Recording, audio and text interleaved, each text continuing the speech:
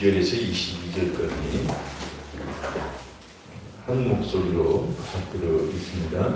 그때에 왕이 가드 사람 이때에게 이르되 어찌하여 너는 우리와 함께 가느냐? 너는 쫓겨난 나그네니 돌아가서 왕과 함께 네 곳에 있으라.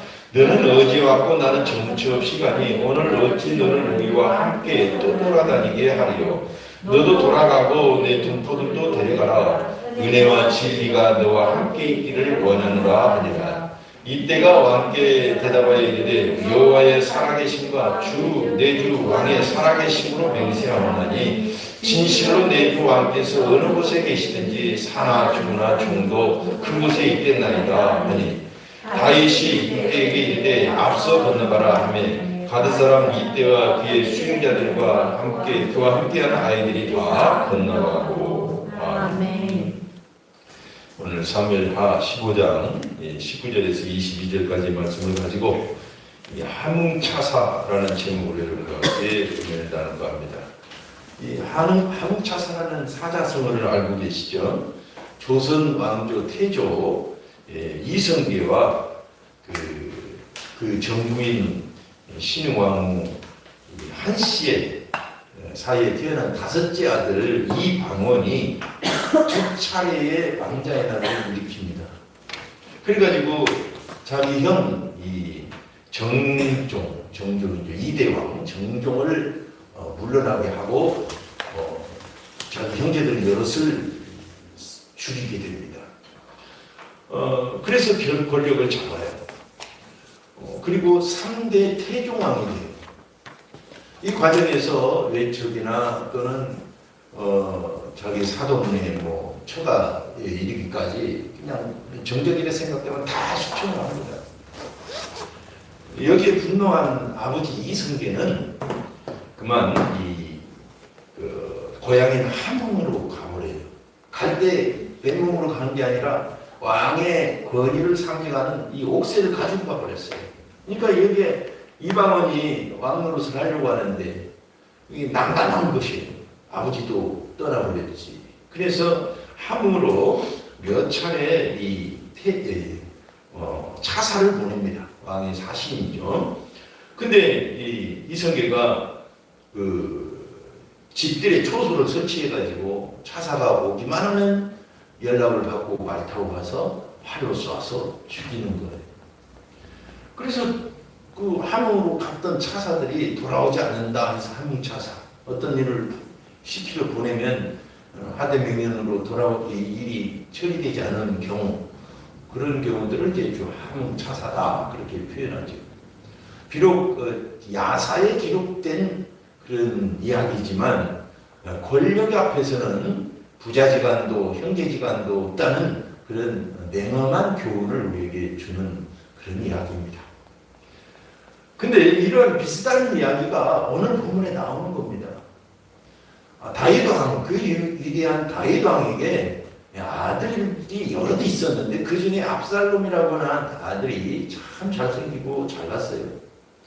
근데 어느 날 이복 형이었던 암논이 자기 여동생을 강간한 사건을 시작으로 해서 분노를 품고 상처를 입고 이리저리 고통을 받다가 11년 만에 아버지를 배반해요.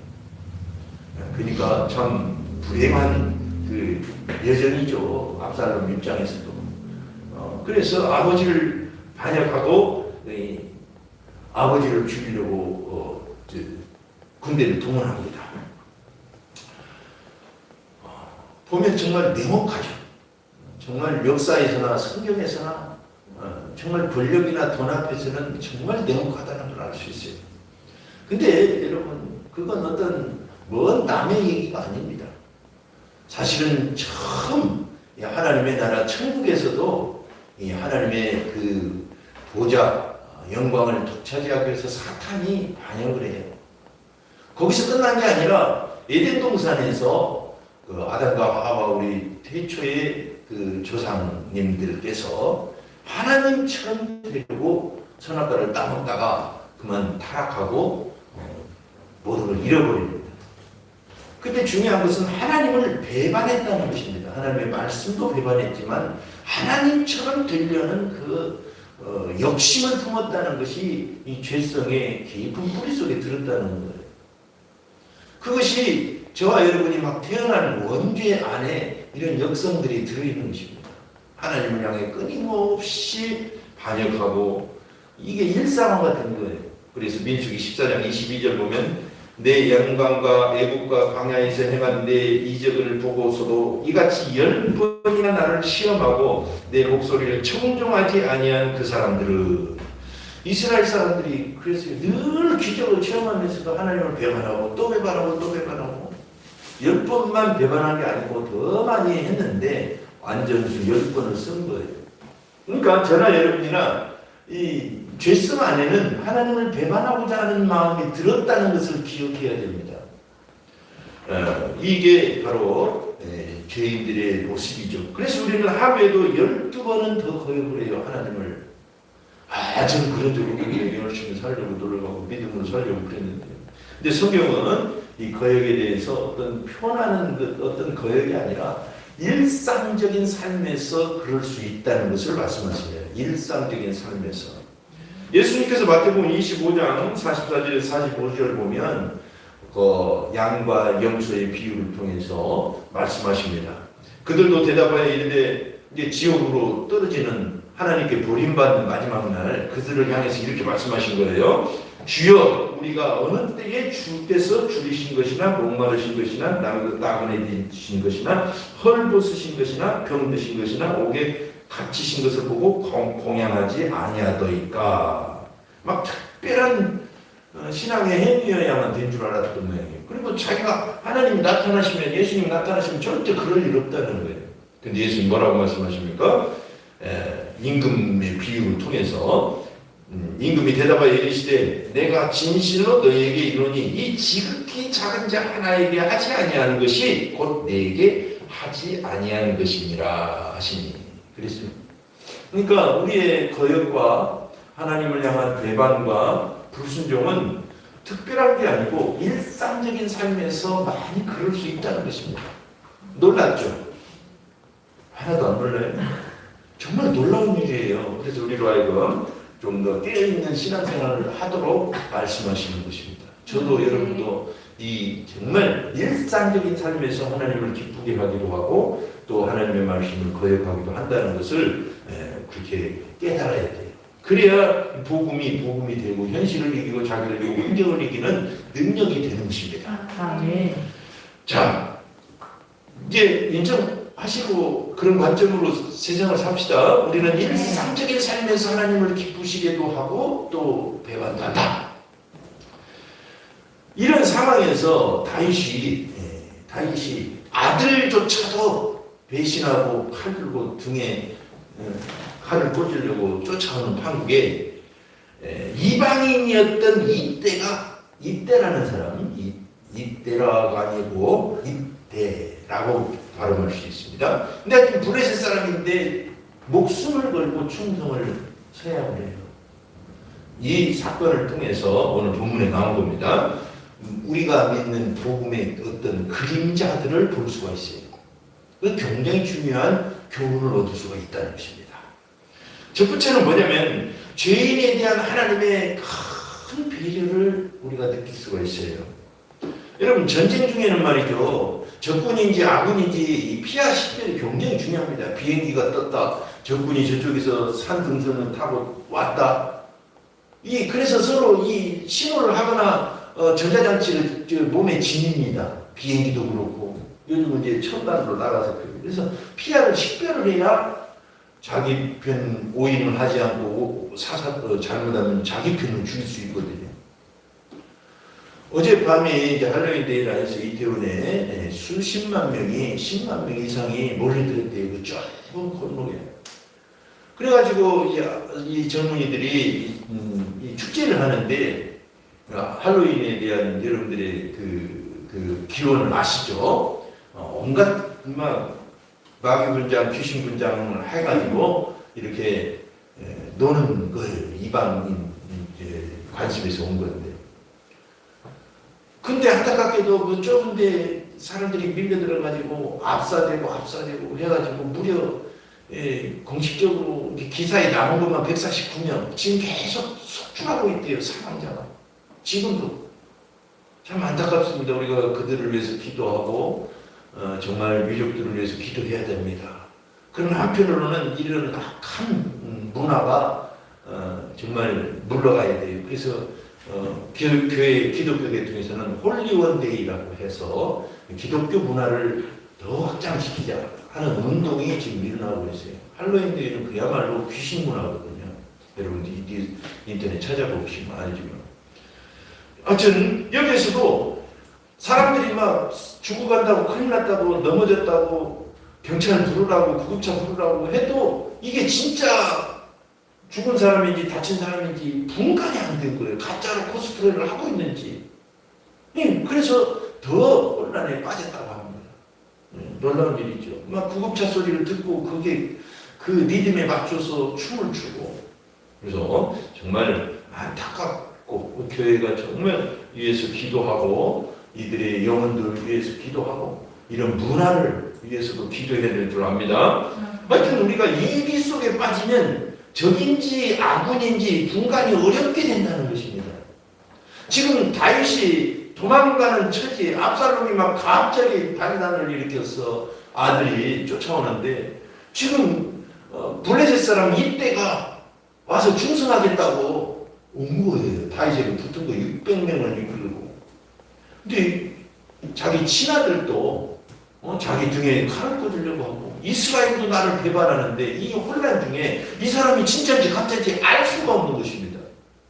그렇지 않겠어요? 이때라는 사람이. 그래서 왕이 품위를 지키고 믿음을 가지고 이 사람을 조용히 돌려보낸다고 했어요.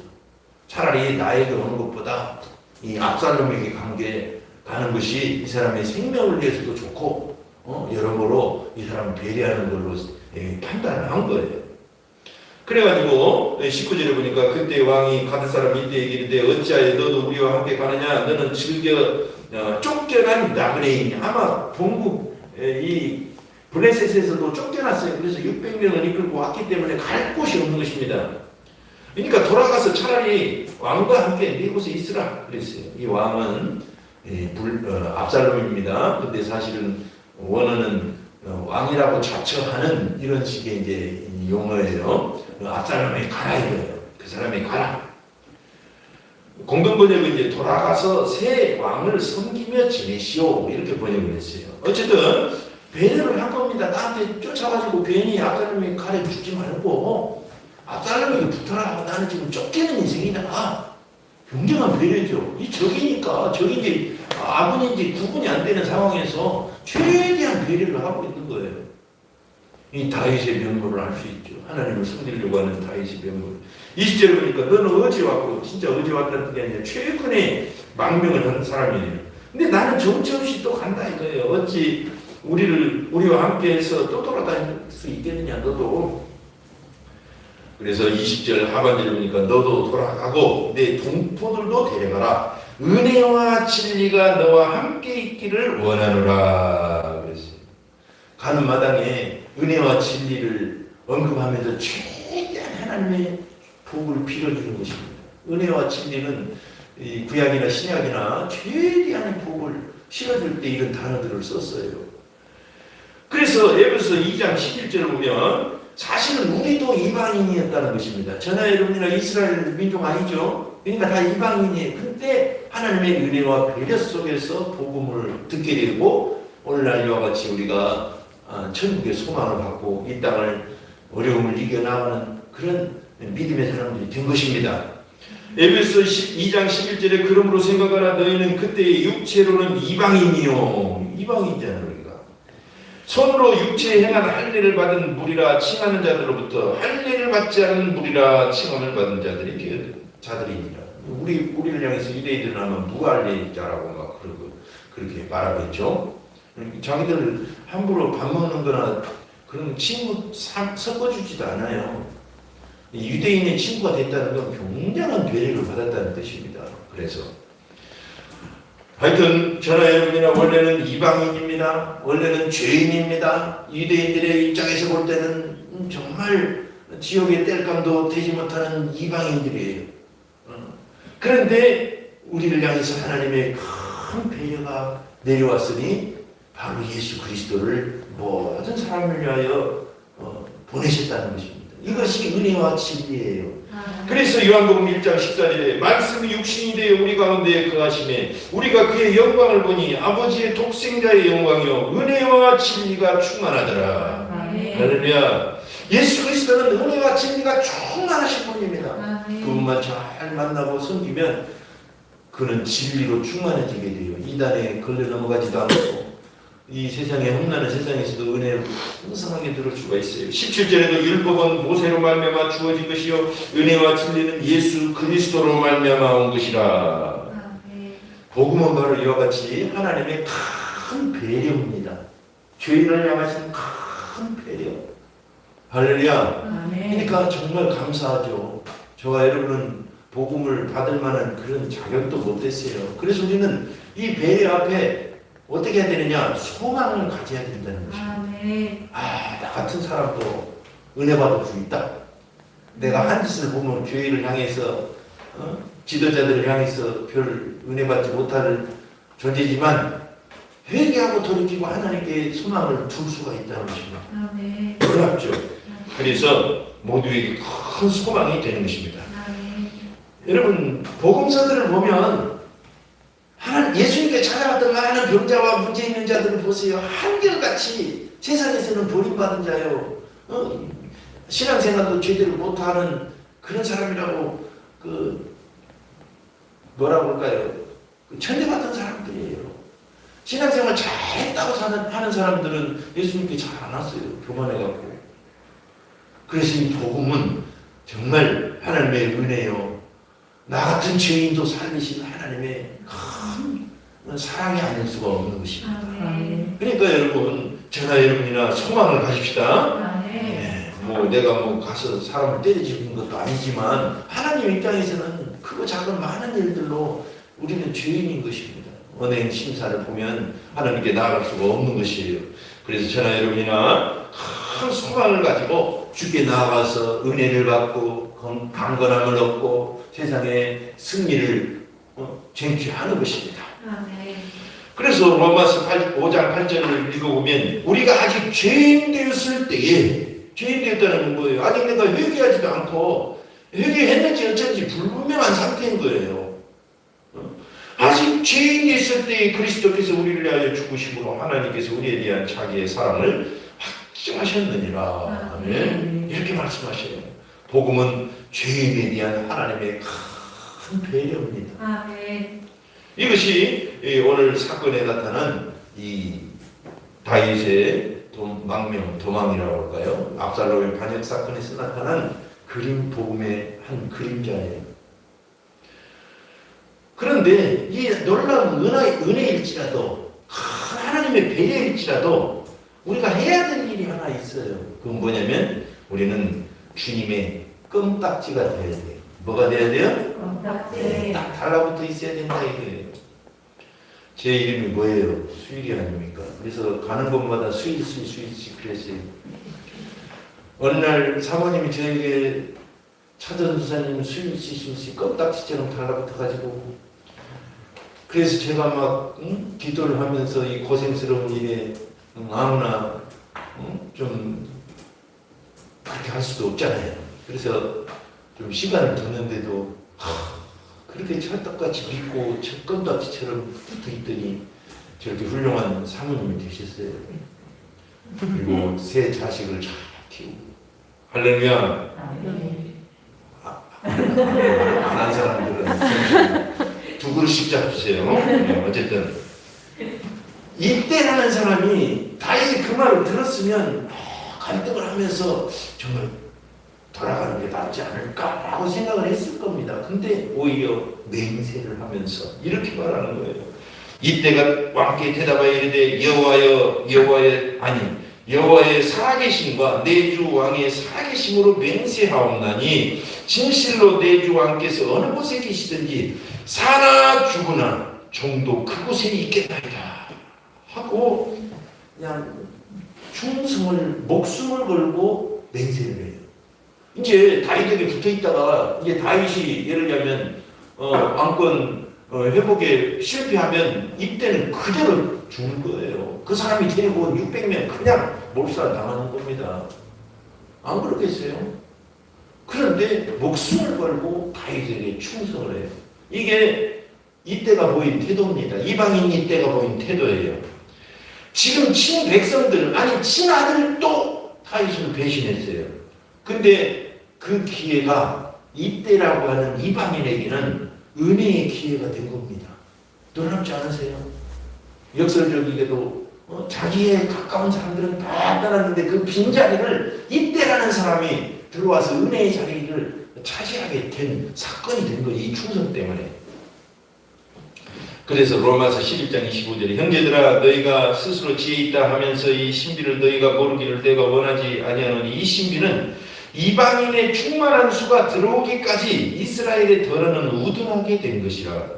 지금 이스라엘이 시오니즘이라고 할까요? 그런 부흥하고 그러면서 기독교를 더 박해하기도 했어요. 근데 지금 이스라엘 땅에 기독교가 부흥하는 이스라엘 사람들이 믿는 그런 교회들이 많이 생겨난대요. 하지만 아직 숫자는 너무 미미하죠. 언제까지 그럴 것인가? 바로 이방인이 충만하게 들어설 때까지 그렇게 한다는 것입니다. 그러니까 하나님이 이스라엘의 그 배신과 불순종을 오히려 이방인의 풍성한 숫자가 채워지는 그런 기회로 여기셨다는 거예요. 놀랍죠. 로마서는 그래서 굉장히 이스라엘의 운명에 대해서 우리에게 정말 큰 그림으로 설명해 주는 귀중한 성경입니다. 그래서 이때에게 기회가 온 겁니다. 하지만 이때가 다윗에게 달라붙지 않고 떠났다면 소용이 없는 거예요. 그 귀중한 기회도 떠나면 소용이 없는 거예요. 껌딱지처럼 달라붙은 거예요. 쉽게 말해서. 마찬가지입니다. 저와 여러분이 예수를 믿었다는 건 예수님과 함께 십자가에 못 박혔다는 연합을 뜻하는 것입니다. 그래서 예수님을 믿는 건 단지 어떤 취미나 종교를 하나 갖는 게 아니라 예수님과 연합된 거예요. 그래서 예수님이 머리이시고 우리는 지체가 된 것입니다. 그래서 우리는 뗄래야 뗄 수가 없는 거예요. 우리가 떨어져 나가려고 해도 진짜 우리가 예수 믿어가지고 한 몸이 되었다면 잘 안 떨어져 나가요. 이해가 되시죠? 그래서 누군가 우리를 예수님께로부터 떼어놓으려고 해도 안 된다는 거. 로마서 8장에 보면 그 어떤 피조물도 하나님의 사랑에서 끊을 수 없느니라고 그랬어요. 놀라운 일이죠.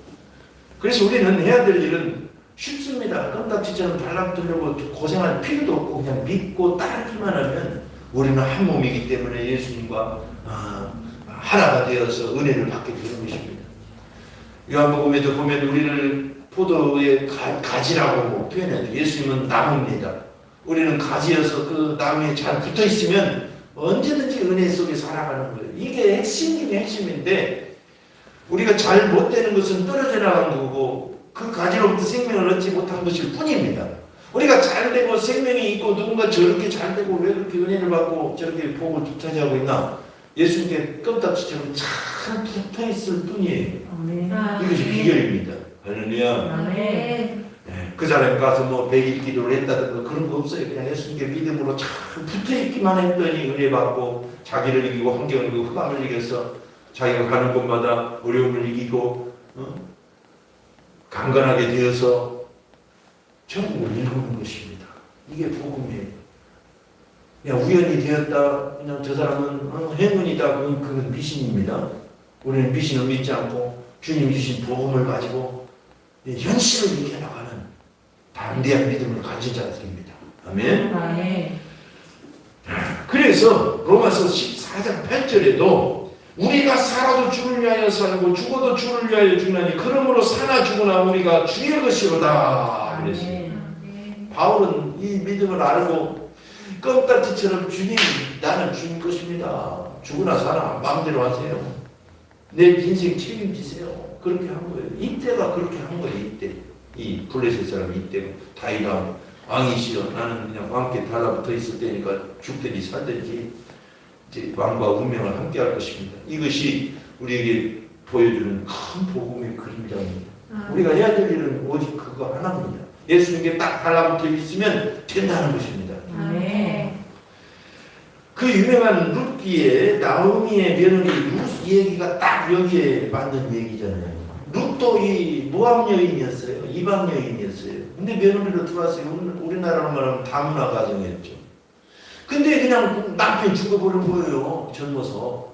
아버지 돌아가시고 두 아들 죽고 시어머니와 두 며느리만 딸랑 남은 겁니다. 얼마나 힘들게 살겠어요. 그래서 안 되겠다. 너희들 다 돌아가라. 나도 고향으로 돌아가려다 하고 나서는데 이 룻은 끝까지 어머니를 붙잡습니다.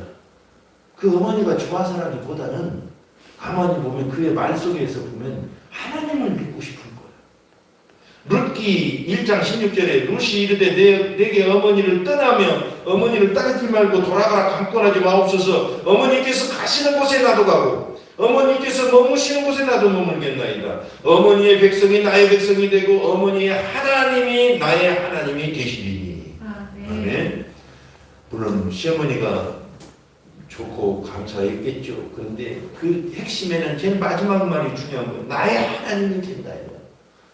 어머니의 하나님이 나의 하나님이 된다. 그럼 딱지처럼 딱 달라붙으니까 떼놓을 수가 없는 큰 며느리는 나갔어요. 이제 갔어. 그러면 어머니 안녕히 가십시오. 하고 가버렸어요. 근데 이 며느리는 끝까지 달라붙어 있더니 결국은 다윗 왕의 증조 할머니가 됩니다. 놀랍죠? 할렐루야. 그렇습니다. 우리가 복음의 효과를 누리고 정말 이 성경에 나오는 그 약속들을 누리려면 주님께 껌딱지만 되면 되는 것입니다. 아멘. 끝으로 여기에 나타난 그림자가 또 하나 있어요. 그건 뭐냐면 예수님 한 분으로 온 인류가 살게 되었다는 사실입니다. 2018년도에 트럼프 대통령은 트위터에 계속 하루에 막 30건씩 올리는 그런 트위터 방이었는데 한국에 있는 미군 가족들을 전부 철수시키겠다는 그런 말을 막 쓰려다가 이 보좌관이 최측근이 말렸어요. 만약에 그 미군 가족들을 소개시킨다고 소개령을 내리면 이건 전쟁이나 마찬가지입니다. 언제든지 미군들은 아프가니스탄이라든가 이란이라든가 문제가 있을 때마다 최고 먼저 그 가족들을 피신시켰어요. 왜냐면 소중한 가족들이니까 1순위로. 북한이 그렇게 되면 전쟁인 줄 알고 선제 공격할 수도 있고 주가는 급락할 것입니다. 옆에서 막 말려가지고 안 했어요. 참 트럼프 그대로 괴짜예요. 큰일 날 뻔했어. 근데 하여튼 여러분 중요한 건 제일 소중한 사람을 위기시에는 제일 먼저 빼는 거예요. 오늘 본문을 딱 보니까 다윗이 이때에게 이르되 앞서 건너가라. 기드론 시내를 건너라는 뜻입니다. 이건 선발대로 나가서 싸우라는 게 아닙니다. 지금 애들도 있고 막 이 많은 사람들이 있는데 다윗이 자기보다도 먼저 너부터 피해라 그랬어요. 그러면 나 따라오려면 먼저 피해라. 빨리 피해라. 이때 이 기드론을 건너라 그랬어요. 와, 다윗의 큰 마음. 이방인들은 그렇게 처해줄 필요도 없잖아요. 어떻게 보면. 근데 이 큰 뭐냐면 그 배려를 해줍니다. 그래서 이때는 자기가 데리고 온 어린아이를 포함해서 600명의 목숨을 건지게 돼요. 안전하게 건져요. 먼저 피신했으니까. 그래서 광야로 먼저 들어갑니다. 그래서 앞사람이 쫓아오기는 좀 그렇죠. 먼저 떠나버렸으니까. 그래서 이때 이게 충성한 이 모습을 보고 다윗이 나중에 자기 군대에 이제 왕권을 회복한 다음에 3분의 1을 그에게 맡겨요. 충성을 보고 이방인인데 대단하죠. 사무엘하 15장 또 18장을 보면 자, 한 사람 때문에 600명이 살고 이스라엘의 큰 일꾼이 됐습니다. 한 사람 이때의 충성 때문에. 자, 복음은 바로 그겁니다. 한 사람 아담으로 말미암아 모든 인류가 죄악의 길로 갔는데 한 사람 예수 그리스도로 말미암아 모든 사람이 희망의 길이 열린 거예요. 이게 복음입니다. 이씨, 김씨, 각씨, 안씨 그 사람들이 하나님 아니고 그 사람들이 보혜사 아니에요. 오직 예수 그리스도 그분 한 분이 죽으시고 십자가에 죽으시고 십자가에 죽으신 분이 누구예요 도대체? 나사렛 예수가 아닙니까? 그분 한 분이 죽으심으로 저와 여러분이 희망의 길이 열린 것입니다. 아멘. 그래서 고린도전서 15장 22절에 아담 안에서 모든 사람이 죽음까지 그리스도 안에서는 모든 사람이 삶을 얻으리라. 아멘. 로마서 5장 17절에도 한 사람 때문에 인류가 망조에 들었지만 한 사람 예수 그리스도 때문에 희망이 열렸다고 말씀하십니다. 그래서 하나님의 미랄이 떨어져 죽으면 많은 열매를 맺는다는 원리가 나오는 것입니다. 우리나라의 토마스 선교사라고 하면 로버트 제메인 토마스 영국 선교사인데 그 사람은 1863년 제가 태어나기 딱 100년 전에 24살 때 목사 안수를 받아요. 그리고 사명감을 가지고 그해 바로 8월 달에 임신 중인 아내를 데리고 중부로 상하이 우리가 전에 갔던 곳 그곳에 선교하러 떠납니다. 근데 선교여행을 잠시 갔다 왔는데 아내가 유산기를 보이고 이미 죽어 있는 거예요. 얼마나 낙심하고 좌절했겠어요. 젊은 나이에 24살에 안수 받자마자 바로 와서 24살에 그래가지고 이제 선교를 포기하고 그 중국 그 세관에 출근합니다. 통역사로. 그러다가 2년 후에 딱 2년 후에 김자평이라고 하는 사람이 조선에서 건너왔는데 가톨릭 신자인데 온갖 박해에도 불구하고 믿음을 지키는 걸 봤어요. 그분 거기서 감동을 받은 겁니다. 아니 가톨릭 신자인데도 저렇게 충성을 하는데 내가 다시 선교를 해야 되겠구나 하고 조선으로 가야 되겠다 마음을 먹고 제1차 조선 선교를 떠납니다. 1965년 그러니까 아내가 죽은 지 딱 2년 후에 가지고 어렵게 백령도에 도착합니다. 백령도. 그래서 성경책을 많이 싣고서 그 사람은 선교 다른 방법 안 해서 그냥 성경책만 나눠서 한문으로 된 거. 몽땅 싣고 와가지고 그래서 지금도 백령도의 65%가 기독교인이에요. 그리고 교회가 그 작은 땅에 12개가 있어요. 12개. 저 남한에 저 전라남도 증도에 그 한 전도사님의 헌신적인 선교로 80% 90%가 기독교인이라고 하는 것도 있잖아요. 놀랍죠. 거기서 끝난 게 아닙니다. 다시 이제 강화도로 가려고 하다가 폭풍을 만나가지고 4개월 만에 겨우 중국으로 건너오고 북경까지 도착했어요. 그래서 다시 그 다음에 바로 2차 선교여행을 떠납니다. 조선으로. 이때는 이제 미국에 상선했던 제너럴 셔먼호라고 아시죠? 이 사건. 그래서 이때 떠날 때 조선에 다시 들어갈 때는 이미 2월 달부터 시작된 그 유명한 그 병인 박해가 있었어요. 그래서 가톨릭 신자가 8,000명 정도가 순교를 해요. 이때. 근데 죽음을 무릅쓰고 가는 것입니다. 근데 이 제너럴 셔먼호가 평양에 도착해서 대동강 입구에 도착했는데 막 물러가라고 조선군이 아무리 외쳐도 끝까지 막 올라가는 거예요. 평양 그 대동강을 거슬러서. 그래서 망경대까지 올라갔어요. 그래서 거기서 총 공격을 받고 그냥 배가 불타고 선원 23명이 죽고 물로 뛰어내렸던 토마스 선교사 성경책 막 젖은 성경책 막 가지고 육지로 딱 건너와서 체포되고 합니다. 그러자 죽기 전에 이 성경책을 막 군인들에게 던져서 예수 믿으라고 조선반 조금 몇 말 배운 거 가지고 던졌어요. 그때 박충건이라고 하는 사람이 이 사람을 처형시켜요. 그래서 그 자리에서 토마스 선교사는 27살의 나이로 순교를 당합니다. 한날의 미랄이 땅에 떨어진 거예요. 목숨을 걸고. 근데 놀랍게도 이때부터 많은 열매가 맺히기 시작합니다. 이 사건을 계기로 해서 조선과 미국이 국교를 맺게 돼요. 미국 밀고 들어오잖아요. 자기들 배에 불 켜었다고. 그래서 1882년. 그리고 선교사들이 이제는 합법적으로 들어올 수 있는 길을 해요. 알렌 선교사가 1884년 9월에 들어옵니다. 그리고 그 다음에 언더우드 아펜셀라 목사님이 1885년에 들어옵니다. 놀라워요. 그리고 막 뿌리니 한문 성경책을 가지고 사람들이 가서 막 벽지를 붙이고 그랬어요. 찢어서 불도 태우고. 근데 여관에다 붙여놓은 벽지를 보고 사람들이 예수를 믿고, 어떤 선교사님은 그걸 계기로 감동을 받아서 교회를 지키기 시작하고 그랬어요. 많은 열매가 맺어지기 시작합니다. 그리고 33년 만에 이 박충건 씨가 이 토마스 선교사를 처형할 때 그 웃는 얼굴을 보고 자기를 보고 성경을 건네면서 예수 믿으라고 하는 그 모습이 마음에 찔려가지고 마음의 양심의 가치를 느끼다가 33년 만에 교회로 돌아오는, 그래서 그 유명한 마펫 선교사에게 세례를 받아요. 제가 나온 장신대에 가면 마펫 홀이 있어요. 근데 하여튼 그 마펫 선교사님에게 이 세례를 받고 널다리 교회 영수가 됩니다. 쉽게 말해서 한 장로급 되죠. 그래서 열심히 전도를 해요. 나중에 널다리 교회가 크게 부흥을 해가지고 72칸짜리 건축을 합니다. 그 유명한 장대인 교회로 이름을 바꾸죠. 1903년. 그리고 1907년에 대부흥운동의 발원지가 바로 이 장대인 교회입니다.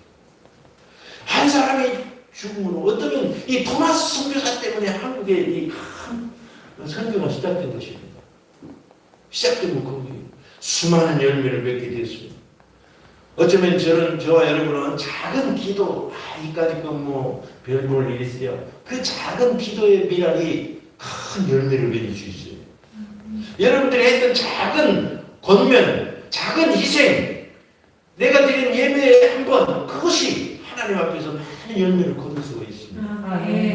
우리가 가서 어디 가서 순교하자는 뜻이 아닙니다. 누가 우리를 죽일 사람 없잖아요. 일상적인 삶에서 내가 작은 열매들을, 미랄들을 뿌려봅시다. 그래서 요한복음 12장 24절에 내가 진실로 너희에게 이르노니 한 알의 밀이 땅에 떨어져 죽지 아니하면 한 알 그대로 있고 죽으면 많은 열매를 맺느니라. 아멘. 이와 같이 이때의 사건을 통해서 복음의 그림자들을 볼 수가 있는 것입니다. 어쩌면 말이죠, 하나님께서는 날마다 인류가 타락한 이유로 계속 창사들을 보내셨어요. 그들이 곧 선지자들입니다. 하나님께 돌아오라고. 마태복음 23장 37절에 보면 예루살렘아 선지자들을 죽이고 네게 파송된 자들을 돌로 치는 자여, 암탉이 그 새끼를 날개 안에 모음같이 내가 네 자녀를 모으려 한 일이 몇 번이더냐. 그러나 너희가 원하지 아니하였도다. 그래서 이 마지막 날 히브리서 1장 보면 예수님이 직접 오신 것입니다. 하나님의 아들이. 할렐루야. 그래서 우리는 예수님께 껌딱지처럼 달라붙어서 많은 열매를 맺어갑시다. 내가 하는 작은 이 희생들이 많은 열매로 돌아온다는 걸 믿고 오늘도 기쁨으로 주님께 나아갑니다. 이 시간 합심해서 한번 기도합니다.